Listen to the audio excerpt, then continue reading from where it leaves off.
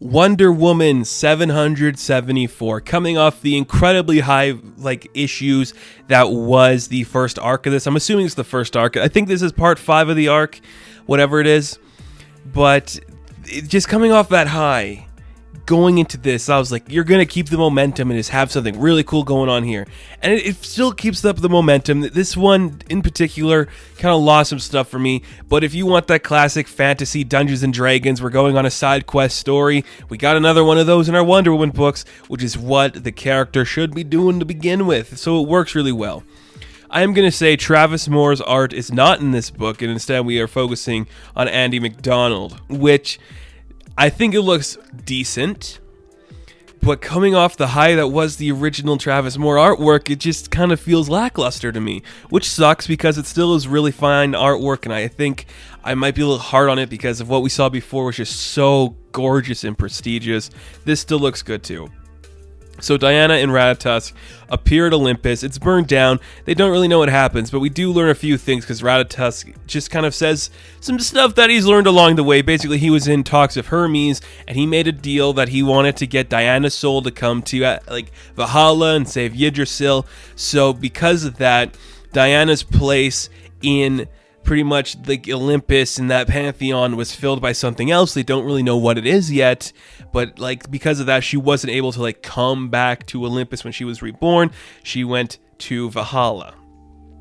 And it's the squirrel's fault. I'm like, okay, I guess Ratatosk is important to this story, aside from just being like a squirrel that gives you information on the tree you're supposed to be saving in this mission. That's cool. I guess that's interesting. So they wander the temples and the palaces of Olympus. They find all these dead gods, but they find somebody who's still kind of alive being crushed underneath this pillar. So they go to save him, and Diana's instantly keep an eye on this guy. I'm going to make sure everything else is working here. So we see, okay, the squirrel's gonna watch this dude. The scene gives off so many creepy vibes where the squirrel just looks into his eyes and crawls on him and is like, it's okay, you're not going to die. My friend is going to help you. Even though I'm a stupid little squirrel, my friend will save you. So Diana walks through the catacombs of just Olympus trying to find some stuff. She finds an interesting snake. A lot of serpent play. We dealt with the big serpent in the last arc. In the Yggdrasil stuff where you had to feed the eagle egg. We found the scepter of the serpent thing in this Olympus place. Interesting choice, but again, serpents are steeped in fantasy, because pretty much the first, we could get into this a little bit, but the first villain in a fantasy story was Lucifer as the serpent seducing Adam and Eve into eating the apple. I guess it could all tie back to that if you wanted to go down that route. I don't know if we will.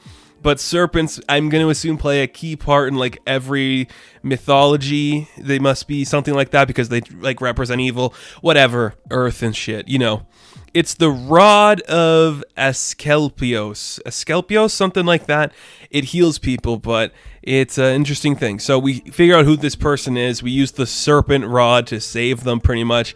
And we learn that this person has their back caved in and their organs are just ew, that's creepy and gross. But this person that we saved is named Janus, and Janus is a god from the Roman pantheon, which is kind of the Greek one, and it was Hermes' idea to kind of bring them into this one, and we realized that there's kind of a connection going on between Janus and another part of it. So we realized that Janus was kind of broken into two halves, the good and evil colliding together to make the one thing that is whole, but when they died, one of the other half of Janus became this different thing, became a being of this pantheon that had their own identity called the God Scraper. And we see that it's the evil, twisted version of Diana that we kind of saw before. So this is why Diana wasn't able to come back to her own pantheon when she was resurrected. The role of Diana was already filled by the other half of Janus, and now we see the destruction that this character created as the God Scraper, destroying all of the Olympus, Odin, Ares, all the people are dead. And you're whoa, that's kind of creepy. But it's interesting.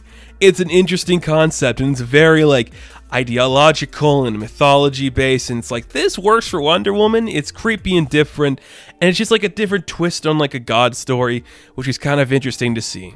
So I thought that was a pretty clever thing to do, but Diana's this is a lot to take in. She's pretty much doing her whoa doc, this is heavy. So it's okay, so all the gods are dead because your evil half took my place in the role in this universe, all because the squirrel sent me to Valhalla so I could save the dying tree. So if I just was resurrected in this world instead of going to save, Asgard and shit, which is always being resurrected, none of like the Olympian gods would be dead. So it's the squirrel's fault. I'm like, okay, yeah, it is kind of the squirrel's fault. The squirrel's always doing something stupid. So we need to figure out what are we going to do in order to get the gods back. So we're going to go to the graveyard of the gods. We have to figure out a way to get there. What are we going to do? Well, Diana first needs to call in an old friend, and that, of course, is Boston Brand. And when we catch up with Boston, he's playing cards with, I think, Xanadu. I can't remember who it is. But he gets a call. He's like, yo, Diana, what is it? He's like, all the Greek gods are dead. He's like, oh. And he's like, okay, I guess we'll have to go to the graveyard of the gods. So, I mean, I don't like going there, Diana, but I guess I can help you out with this. If you need someone to help you, I guess I'm going to be your tour guide. So he just leaves. And we see Diana and Ratatosk are going to continue on their mission. They're going to leave Janus in Olympus to make sure everything's okay there. They head on their way. They're taking a dark path down a tunnel to an elevator. And again, this was where I'm like, okay, this is very Wonder Girl, because Yara Fleur went in an elevator when she made her appearance. I'm like, cool, it's all connecting, baby. Everyone's got their own death and shit. So Diana and Ratatosk are headed down to the graveyard of the gods, and we see all like these gods just chained up and being tortured and killed and everything. And we see Boston makes his appearance on the elevator as they're going down, and we see Kronos, one of these older gods, just screaming like, this hurts a lot. Diana, please save me. She's like, I'm trying, man. Like, I gotta figure out what's going on here and who really did this and where this other half of Janus is. So that's what I'm gonna do. I'm gonna figure out what's going on. And as they continue down this search, they get to like a big door guarded by Jason. Is this the Jason from like Jason and the Argonauts, like that classic story? I'm going to assume so because I don't know any other like famous Jason in that time period. But he opens the door for them, and we see that inside is the world beyond worlds where the gods go to die when they're in these graveyards. And there's a gatekeeper inside who looks surprisingly like Khonshu. Moon Knight villain Khonshu. I mean, the big bird skull. It's very Egyptian looking. It's all I'm going to say. Are we dealing with every pantheon of gods in this Wonder Woman arc? Because that would be pretty cool. I would love every second of that, because that's what Diana should be dealing with. And that's where the issue ends. I said it was kind of a little lackluster compared to the other stuff. Of course, I think after I started like getting into the book and I accepted that it wasn't Travis Moore's artwork, I'm like, okay, this looks good for what it's doing. There's some great designs in here, some great ideas being presented, and this feels like the start of an upcoming side quest, which is what this book has been so far. We're going to steal the egg, we're going to do this mission, we're going to do that. Now we are going to the graveyard of the gods to figure out how to resurrect them all. I think that's kind of cool. There's something fun about that idea that I'm excited to explore. I think it could work really well in these kind of books. And just seeing Diana in this way, it makes me very happy. So I can't complain about this. It's an interesting take for Diana. It's kind of taking her out of the entire DC universe and just being like, yeah, we got Hippolyta in that role right now, so let's just focus on Diana dealing with all the god shit going on in this new Omniverse. I think that works. I think that works well. And I think this book is a very satisfying read. So if you're still on the fence about this current Wonder Woman book, I think this is the place you should jump on with. It's really fun and really creative. It's just really good. Diana dealing with gods. We're going to the graveyard of the gods. Dead Man's here too. Books and stuff are fun. Wonder Woman's great again. It is. I liked Wonder Woman, actually. I don't think she's had like a super bad run. She's never had like a really great run either. So Wonder Woman issue 774, I'm going to give a 7 out of 10.